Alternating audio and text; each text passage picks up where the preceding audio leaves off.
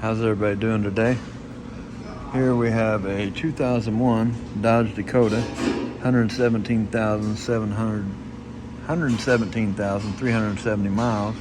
Customer states the idle is very high and does not seem to settle.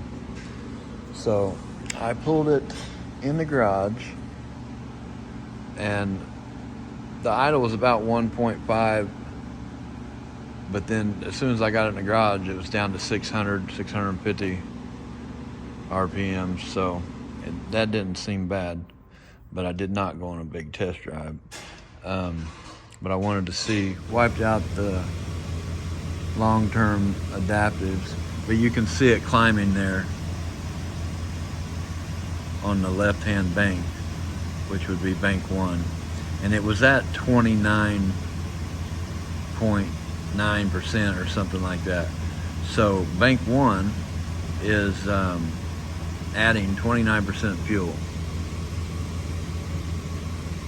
So it's got a lean code, but it's running very rich on bank 1. And the O2 sensor was stuck at 0.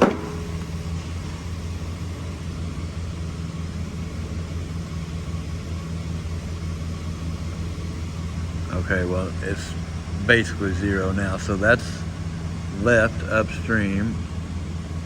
Right upstream is acting normal, bouncing back and forth from approximately 200 to 800 millivolts.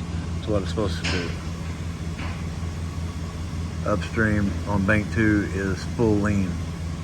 So if you have a PO171 but your vehicle's running very rich,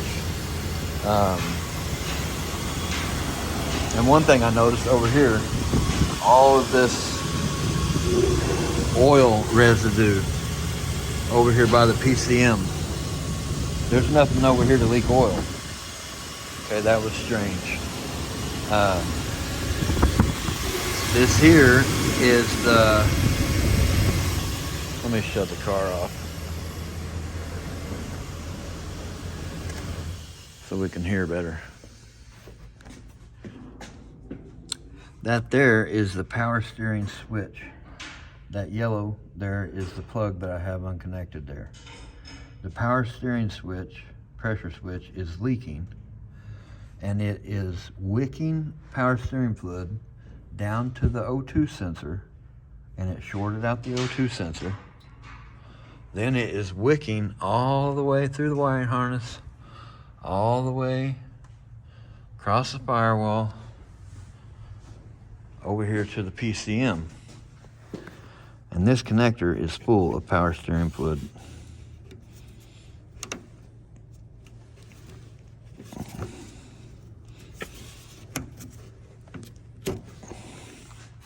Look at that. Now I've had, this is the second real bad one like this.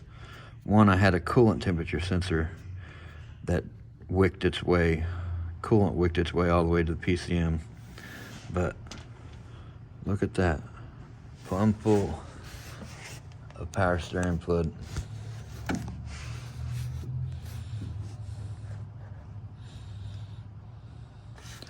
So if you have a PO171, your vehicle's running very rich, your power steering pressure sensor is leaking, and you've got oil residue all over here on the passenger side front firewall, and your PCM is full of power steering fluid. All right, so I'm going to replace the O2 sensor, replace the power steering pressure switch, and clean all this power steering fluid out of the PCM. I'm probably going to have to open up this harness some.